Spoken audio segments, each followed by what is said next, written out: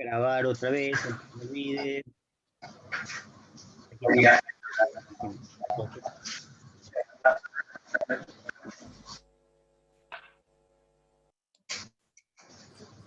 Ya le dije, mi conexión es horrible. No puedo hacer otra cosa.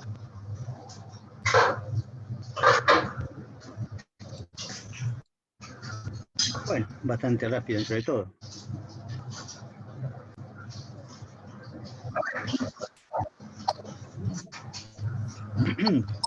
Bueno, ahí estamos casi todos, faltan 3 o 4. Bueno, también se pueden ir, ¿no? Bueno, decía, pensemos en los diminutivos, ¿no? ¿Qué significa un diminutivo? Una casita es una casa chica, ¿no?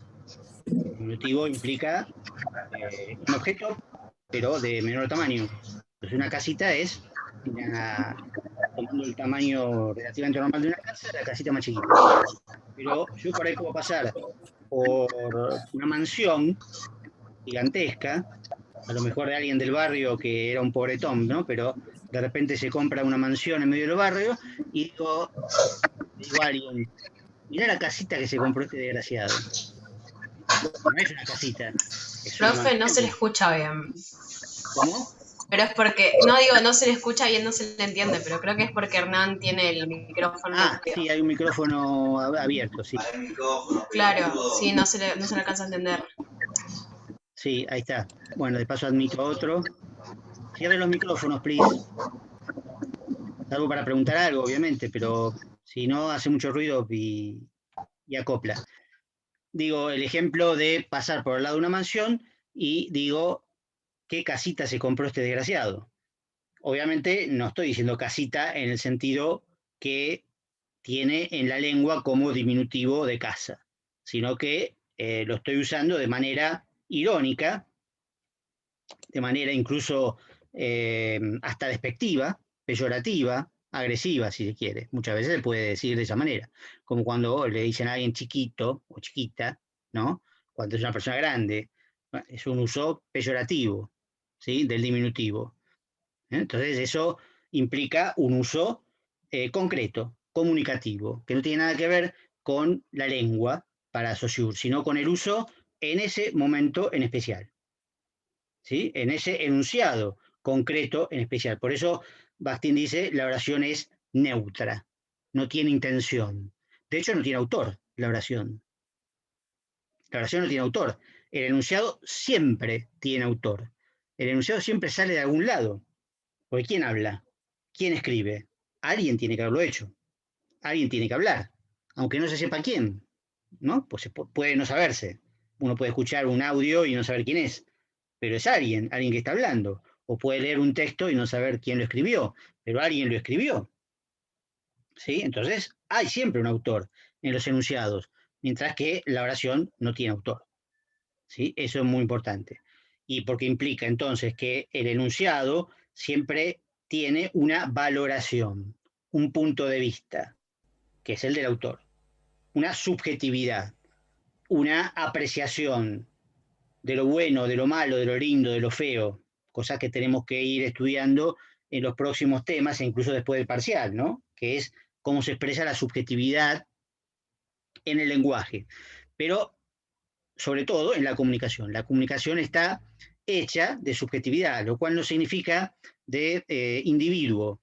Puede ser, como el ejemplo que di anterior, una subjetividad grupal, una subjetividad de clase, como es la ideología, ¿no? Pero eso, bueno, lo vamos a ir viendo con mayor detalle. Lo que importa acá es comparar la oración que no tiene autor, por lo tanto no es subjetiva, no es valorativa, no dice nada, en el fondo es eso, no sabemos qué dice, pero el enunciado sabemos qué dice o podemos averiguarlo, podemos analizarlo, porque está ahí, está escrito o está dicho. Entonces está para analizar, porque es perceptible, lo contrario de la lengua y de los signos. El enunciado es concreto, ¿sí? Tiene una persona que lo emite en un tiempo y en un espacio concretos. más el contexto. El tiempo y espacio en realidad, por supuesto, forman parte del contexto, pero hay otros elementos del contexto que, bueno, vamos a tratar de ir desarrollando, pero desde ya que el contexto influye muchísimo, ¿sí?, en el significado del enunciado. Pero bueno, justamente ahí está la clave, digamos.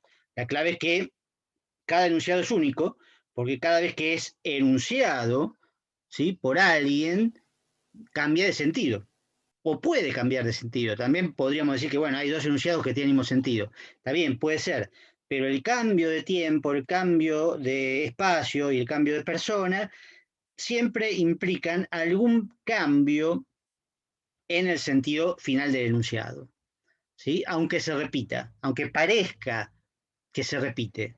Esa repetición incluso puede ser significativa. No, la oración nunca tiene autor, ¿no? La oración es algo potencial. Como es algo potencial, bueno, no existe, no está en ningún lugar, ¿sí? Tiene límites gramaticales, incluso, dice Bakhtin. ¿Cuáles son los límites gramaticales de la oración? Justamente lo que le decía antes para escribir, ¿no? Cuando está escrita, una oración en general empieza con mayúscula y termina con punto, ¿sí? Esos son los límites gramaticales.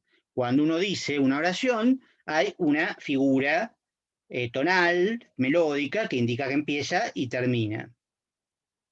Por ejemplo, una pregunta, ¿sí?, termina un poquito más arriba, ¿sí?, más aguda. En una afirmación no es pareja, pero una pregunta es un poquito más arriba. Hay una figura melódica donde uno interpreta que, bueno, termino de preguntar, ¿sí? Entonces siempre hay un principio y un final de la oración, pero marcados de manera gramatical, por reglas gramaticales, digamos, ¿no? Reglas gramaticales. Ahora, ¿cuáles son los límites del enunciado para Bakhtin? Eso ahí está, es más complicado. Los límites del enunciado para Bakhtin son cuando cambia el sujeto hablante, el interlocutor, ¿sí? Cuando uno empieza a hablar, empieza el enunciado. Cuando termina de hablar, termina el enunciado, ¿sí? Y puede ser un enunciado muy breve o incluso una palabra suelta, o pueden ser, digamos, algo larguísimo, un enunciado larguísimo. Por ejemplo, una novela para Bakhtin es un solo enunciado. Un solo enunciado. El texto de él, el texto de Bakhtin, que son 20 páginas o 25, 30, no me acuerdo cuánto, bueno, eso es, para Bakhtin es todo un solo enunciado, ¿sí? Que tiene muchas oraciones, digamos, tiene un montón de oraciones, pero en realidad son manifestación de las oraciones dentro del enunciado. Entonces, cada vez que cambia el sujeto discursivo, cambia el enunciado, ¿sí? Por ejemplo, en este caso, teóricamente una clase teórica, o más, como se dice, magistral, se decía antes, como es la que yo hago de hablar, bueno, toda la clase sería un enunciado, ¿sí? Pero como hay interrupciones de preguntas, digamos, y respuestas, bueno, ahí digamos que cuando yo termino de hablar porque alguien me interrumpe por una pregunta, bueno, ahí fue el enunciado. Donde yo termino de hablar, termina mi enunciado, ¿sí? Y entonces hay otro enunciado que es la pregunta de cada uno de ustedes. Y cuando yo contesto esa pregunta, es otro enunciado. Y por ahí sigo hablando o viene otra pregunta. Es decir, hay un ida y vuelta de enunciados. Pero eso depende de cada sujeto discursivo. Si alguno de ustedes hace una pregunta muy larga o quiere comentar algo muy largo, bueno, todo eso va a ser un solo enunciado. Simplemente porque cambió el sujeto discursivo. En el caso de una carta, lo mismo. Una carta, toda la carta es un enunciado del principio hasta el final. Ahora, el ejemplo de la carta es interesante porque en realidad es uno de los modelos fundamentales de la comunicación para Bakhtin, así como el otro que di antes, la pregunta y respuesta. Pregunta y respuesta, carta, son modelos interesantes. ¿Por qué? Porque para Bakhtin todo enunciado está dirigido a otro, ¿no? Todo enunciado está dirigido a otro. De hecho, la comunicación implica, de alguna manera, aunque sea desde el punto de vista del sentido común, pero tenemos que profundizar un poquito más, para que haya comunicación tiene que haber más de uno. Tiene que haber un interlocutor, tiene que haber un otro del otro lado. Si no, ¿para qué voy a hablar? ¿Para qué voy a escribir? ¿Sí? Uno podría tomar excepciones, como puede ser un monólogo, ¿no? En donde uno habla consigo mismo. Está bien, puede pasar. Uno puede hablar consigo mismo. Pero en ese caso se desdobla, se convierte en al mismo tiempo emisor y receptor, digamos, ¿no? Al hablar consigo mismo. No deja de ser una situación excepcional, pero que después vamos a explicar cómo es en realidad, cómo pasa eso, cómo puede suceder eso. También puede pasar que no haya un receptor, ¿no? Por muchas razones. Uno puede mandar un mensaje de audio, ¿no? Y nadie lo lee por determinada razón, X, ¿sí? O puede escribir una novela y nadie la lee, la novela, un cuento o lo que sea. Eso puede pasar. Puede no haber un receptor real del otro lado. Eso es verdad. Siempre hay un autor real, no siempre hay un receptor real. ¿Sí? No, no es excepcional que del otro lado no haya nadie. Pero aún así, el enunciado está dirigido a alguien, tiene un destinatario, aunque sea ideal, aunque sea imaginario. Si llega o no llega, es un problema concreto y real de la comunicación que se puede llegar a analizar, se puede llegar a saber si lo tuvo o no lo tuvo, etcétera, y a considerar. Pero de todas maneras, es absurdo pensar que un enunciado no esté dirigido a alguien o a un conjunto de personas, por supuesto no digo una sola persona, digo a receptores en general, ¿no? Entonces eso es muy importante, la figura del otro. El otro no es para Bakhtin un ser pasivo, un individuo pasivo que se limita a escuchar lo que se dice, lo que uno le dice. Primero, y tal vez un poco obvio, porque en realidad ya viene también de Saussure, el receptor puede también ser después sujeto, autor, digamos, puede contestar, puede replicar. De hecho, Bakhtin dice, todo enunciado de alguna manera espera una respuesta, está dirigido hacia alguna forma de respuesta, no literalmente, ¿no? Por eso sí decimos en el caso de una pregunta, las preguntas esperan respuesta. Está claro, por ejemplo, en un parcial la respuesta es obligatoria, ¿sí?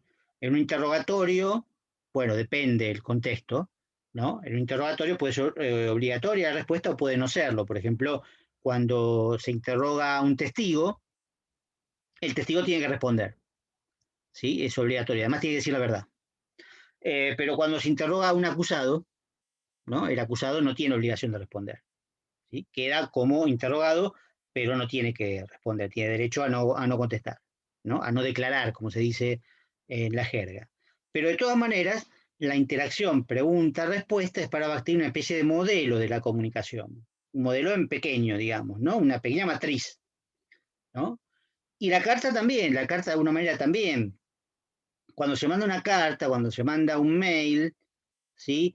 Puede ser meramente informativo, o expresivo quizás también, ¿no? Se puede mandar una carta de amor, qué sé yo, expresando los propios sentimientos y diciendo, bueno, qué sé yo, no me va a contestar nunca, obviamente, y lo más seguro que pase es eso, que no te van a contestar, bueno, pero de todas maneras se espera una respuesta, si no, ¿para qué la voy a escribir?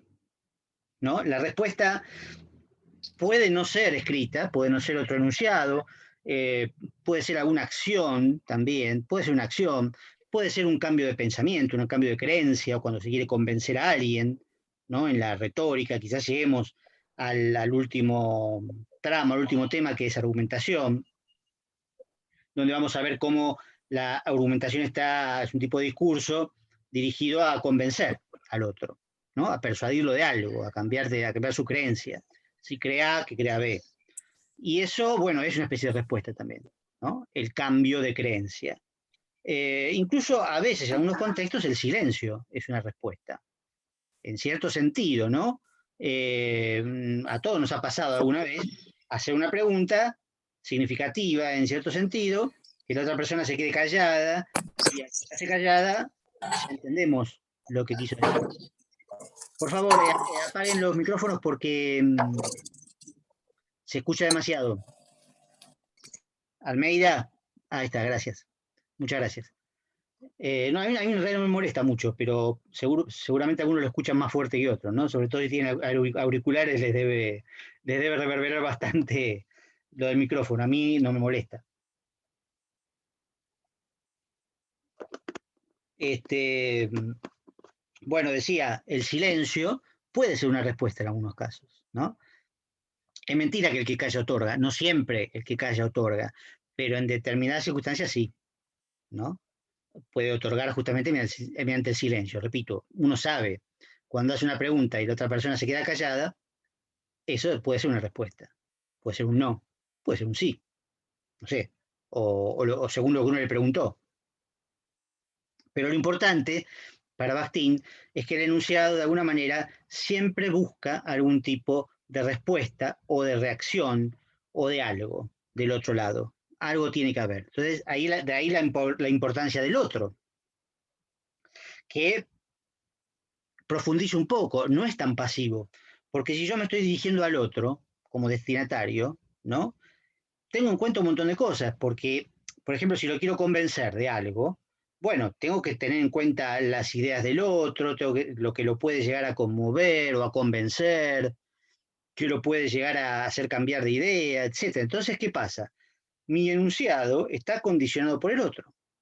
El otro no está del otro lado, está ya de mi lado, porque me está condicionando. Yo no soy totalmente libre. No solo porque, bueno, el género discursivo me obliga a adoptar determinado tipo de enunciados, según el género discursivo, ¿no? Sino porque el otro también me está condicionando mis enunciados, ¿no? Vamos a ver dos ejemplos rápidos. Si yo hablo con otra persona que habla otro idioma, ¿no? Completamente distinto al mío, ¿no? Digamos, otro que no sea castellano, ¿sí? Y yo hablo con él. ¿Qué idioma tendría que utilizar yo para poder comunicarme con él? Ahora sí pueden abrir los micrófonos. El mismo que con la persona que estás hablando, o sea, su enunciado, ¿no? ¿Cómo? El idioma del otro, sí. O sea, claro, exactamente. Claro, claro. Es decir, si yo voy a hablar con alguien que habla otro idioma y no el mío, bueno, digamos, trato de hablar en el idioma de él. Si no sé el idioma de él, bueno, digamos, la comunicación es casi imposible. Podré usar señas, qué sé yo, algún tipo de lenguaje de señas, que también es un enunciado, pero bueno, evidentemente no es lo mismo. Entonces, ¿qué pasa? Me condiciona el otro hasta en la lengua que tengo que utilizar, hasta el idioma que tengo que utilizar.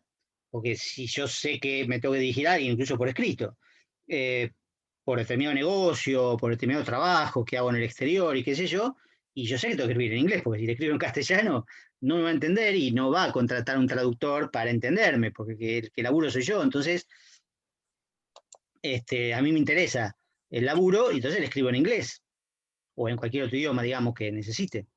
¿Sí? Entonces me está condicionando en eso, en el idioma. Pero después me condicionan un montón de otras cosas, digamos, en otras cosas. Fíjense, por ejemplo, en esta interrelación que tenemos, en esta interrelación inmediata que tenemos acá, donde, bueno, por supuesto compartimos el mismo idioma, ¿no? El castellano. Ya como lo explicamos, si bien es la misma, el mismo idioma, bueno, no todos lo dominamos de la misma manera. Ustedes saben algunas cosas, yo sé otras. Entonces la comunicación, bueno, es más o menos fluida, ¿sí? Puede pasar, algunas cosas se entienden más fácil, otras cosas se entienden con más dificultad, porque, bueno, el contenido temático, que es semiología, es complejo, es un género secundario, de alguna manera, ¿no? Porque yo estoy repitiendo lo que dice Bastín, no lo que a mí se me canta. No, no hablo de fútbol o de otra cosa. Puedo hacer un comentario de vez en cuando cotidiano, pero solo para variar un poquito el nivel de dificultad. Pero en realidad yo tengo que hablar de semiología, estoy obligado a hablar de semiología y a repetir, tratando de explicarlo de la manera más clara posible, algo que dice Saussure o que dice Bastín, no que invento yo, ni que me gusta o no me gusta. ¿Sí? Entonces, ¿qué pasa? Por un lado, tengo esa obligación del género discursivo, que tengo que hablar como profesor de un determinado autor, como contenido temático, con una estructura determinada de la clase, que tiene estructura, digamos, pues tiene que ver con los temas, etcétera, cómo se van desarrollando, digo, ¿no? La estructura del tema, ¿no? De lo más fácil a lo más difícil, de género discursivo al enunciado, bueno, eso tiene una estructura. Pero también tengo que tratar hasta cierto punto de adecuarme a los receptores, que si bien son ustedes, como receptores reales, en este caso 24, por lo menos es el número que me dice ahí abajo, ¿no? Porque 25 estoy yo también, son receptores reales, es cierto.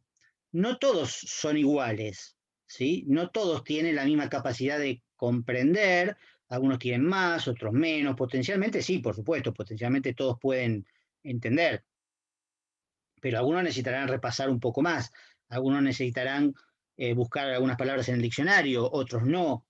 Entonces yo trato de adecuarme a cierto promedio supuesto, que es un destinatario global, ¿no? Vamos a ver que eso después se llama enunciatario. Es un destinatario ideal, ¿no? Imaginario. Yo me los imagino en tanto grupo. No estoy hablando con cada uno de ustedes, con o Lucía, o Alexia, o Gaby, o Sofía, o Ailín, o Gerardo, o Lourdes. No, no puedo hablar con cada uno de ustedes de manera individual, como sí puedo hacerlo a través de un mail, por ejemplo. ¿Sí? Pero acá estoy hablando en conjunto.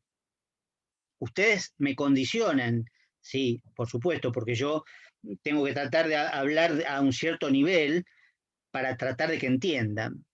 Tampoco puedo bajar mucho el nivel porque ya entonces no hablaría de semiología o no podría explicar esto, que tiene una dificultad intrínseca, pero tampoco puedo hablar, por ejemplo, si estuviera leyendo en un congreso o en unas jornadas académicas donde podría escribir un artículo, como he hecho varias veces, digamos, un artículo sobre Bakhtin o sobre otro, otro autor, digamos, donde los receptores son todos académicos.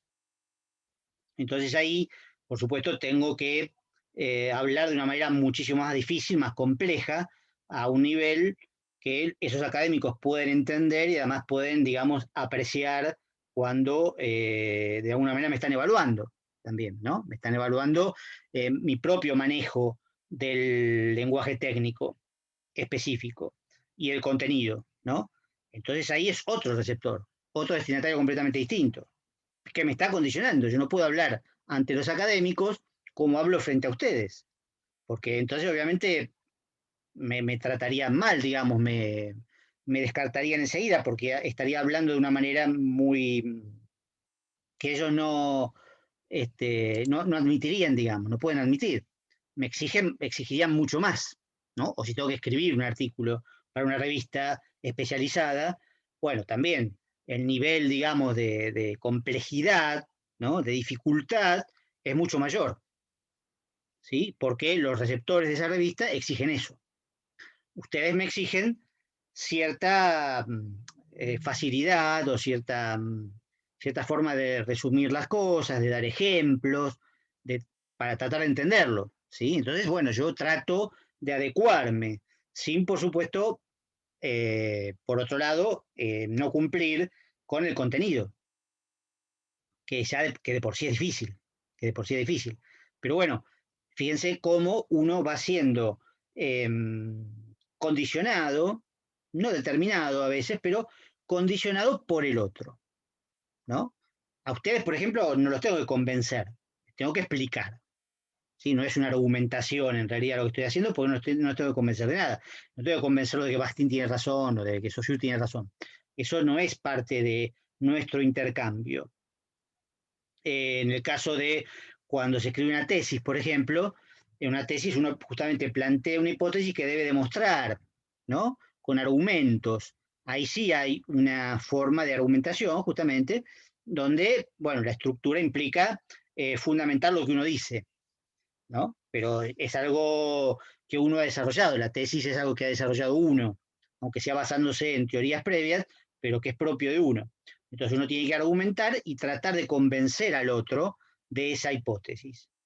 De una manera formal, por supuesto, porque probablemente no se va a convencer de verdad, pero sí va a juzgar si está bien hecha la estructura argumentativa. La argumentación funciona de manera mucho más directa en, por ejemplo, la publicidad o el discurso político, la propaganda, digamos, ¿no? o el discurso político en general, cuando se quiere convencer al otro, ¿no? En la propaganda, en la publicidad se quiere convencer de que se compre tal producto. Por lo tanto, se tiene que decir que, bueno, tal producto es bueno.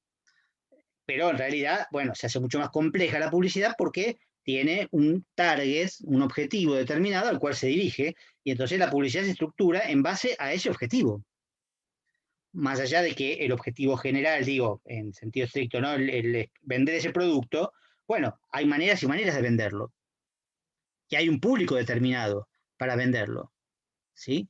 Porque yo puedo vender una cerveza, digamos, y voy a poner por ahí a determinados, no sé, en la publicidad, puedo poner a determinados protagonistas, digamos, que toman una cerveza, ¿sí? Puedo hacer, por ejemplo, que sea un cantante de cumbia para una cerveza, o a un actor cool, digamos, ¿no? Como Juan Minujín para determinada cerveza, o alguien por ahí más cool todavía, para una cerveza mucho más exclusiva. Bueno, pues ya casi no hay, eso no, ya más difícil.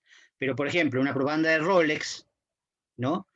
No voy a poner un cantante de cumbia, no quiero con esto ser desagradable, pero quiero decir, el público de un que puede llegar a comprar un Rolex, pues, seguramente se va a sentir más convencido si ponemos a un cantante o una cantante de ópera, ejemplo concreto, ¿no? Que hemos analizado en otros años acá, ¿no?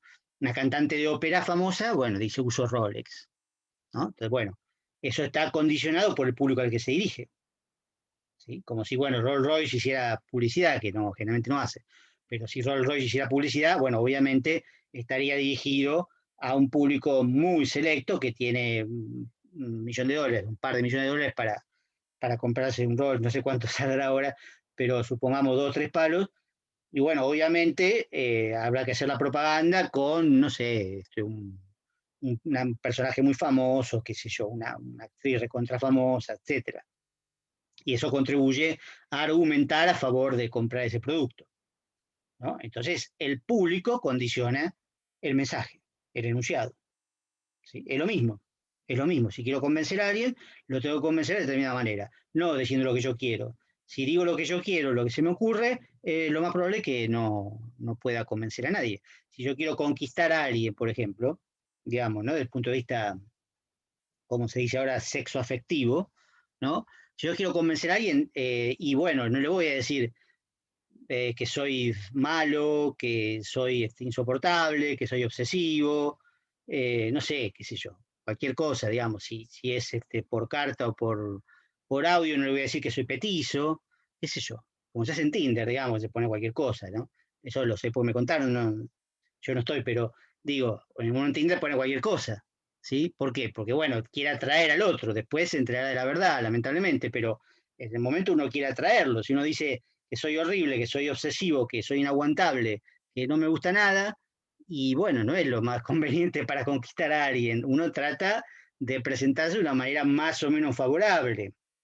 Quizás, bueno, más cercana a lo real, ¿sí? Endulzando un poco el mensaje, pero bueno, por ahí no mintiendo directamente, pero tratando de mostrarse de la manera más positiva posible. Eso se hace en la oratoria, en la retórica, en general, ¿no? En la retórica clásica, donde el orador se mostraba de la mejor manera posible para convencer al auditorio, ¿no? También mediante sus características morales, físicas, psicológicas, etcétera. Todo esto es muy antiguo, pero obviamente si uno quiere eh, chamullarse a alguien, y obviamente va a tratar de presentar, por lo menos al principio, la mejor imagen, ¿no? Incluso en la ropa, ¿no? También el orador cuidaba su ropa.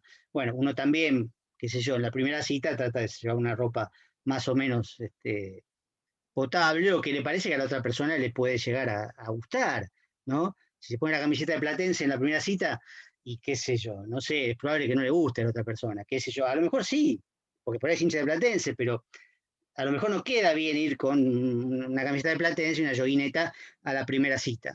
Después sí, bueno, una vez que se casan ya está, digamos, o sea, ya ahí uno usa cualquier cosa, sí, es así. La verdad es así, una vez que ya están casados, listo. Pero bueno, es un error, pero es así.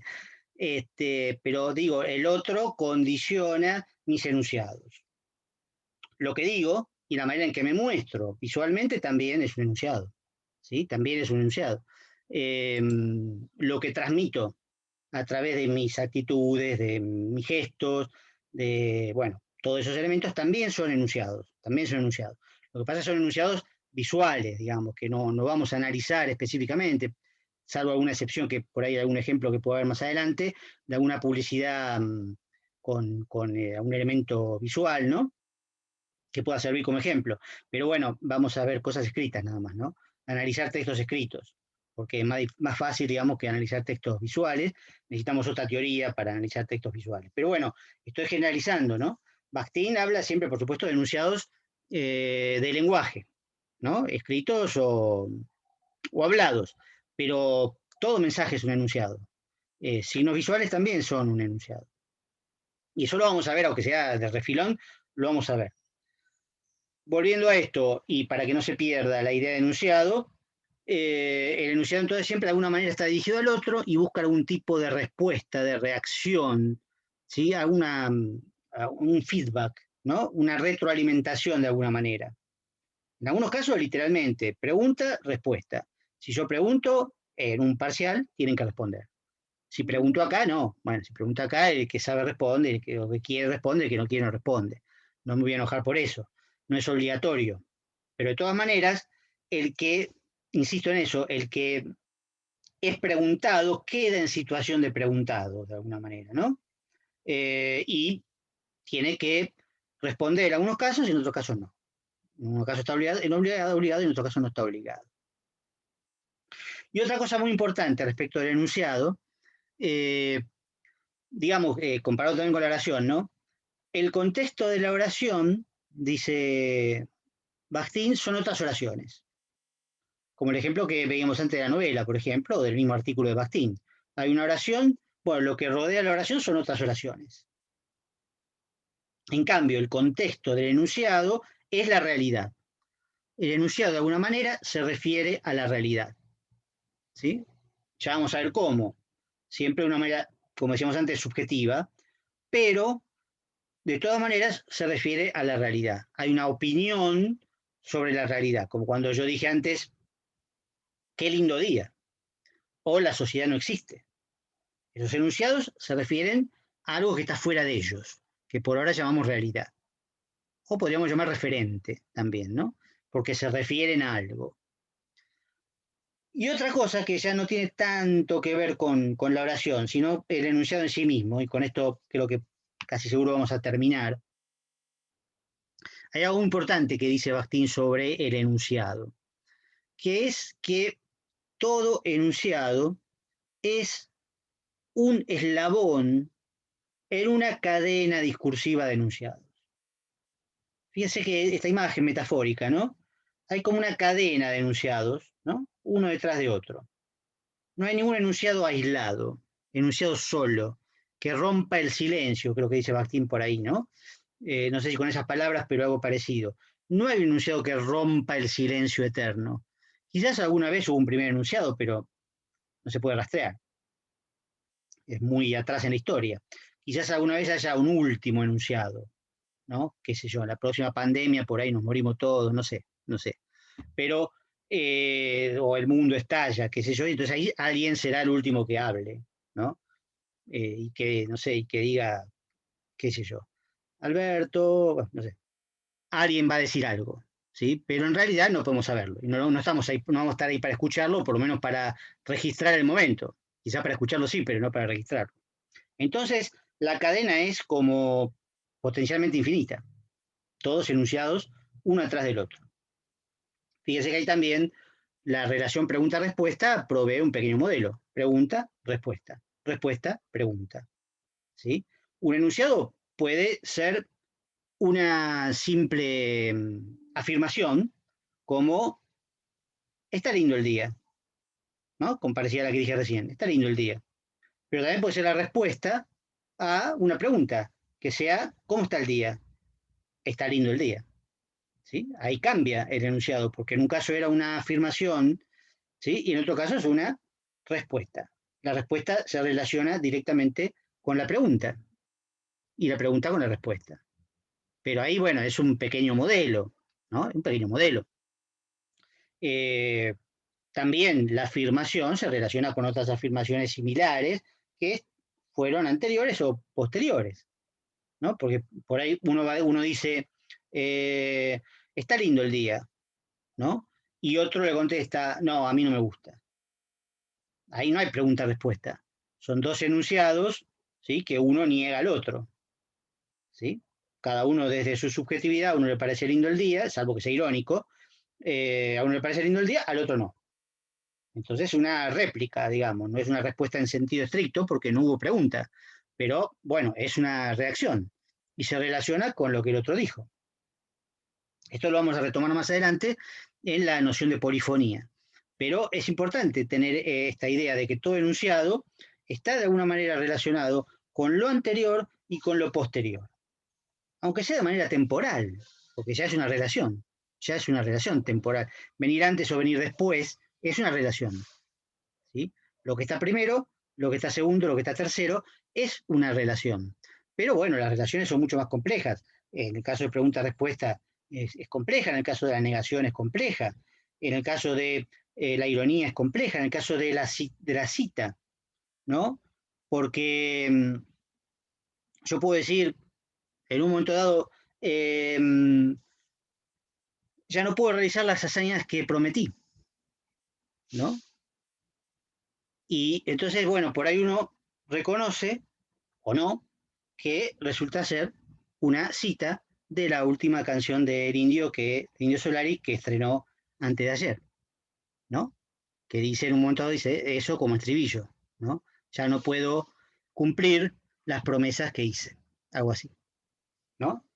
Entonces, ¿qué pasa? Eso que estoy diciendo yo, lo estoy diciendo en este momento, pero al mismo tiempo estoy citando una canción extraordinaria del Indio Solari. Por lo tanto, hay una relación entre lo que yo digo y lo que él dijo, cantó. Primero escribió y después cantó. Hay una relación ahí importante. Y lo que yo diga puede ser citado más adelante, por ustedes quizás en el parcial, digamos, ¿no? Entonces, mis enunciados se relacionan con enunciados posteriores también. En este caso, los de ustedes. Yo estoy repitiendo a Bakhtin de alguna manera, o a Saussure. Por lo tanto, mis enunciados no salen de la nada, salen de alguna manera de repetir o reformular enunciados de Bakhtin. En algunos casos lo digo tal cual, en otros casos lo cambio un poquito.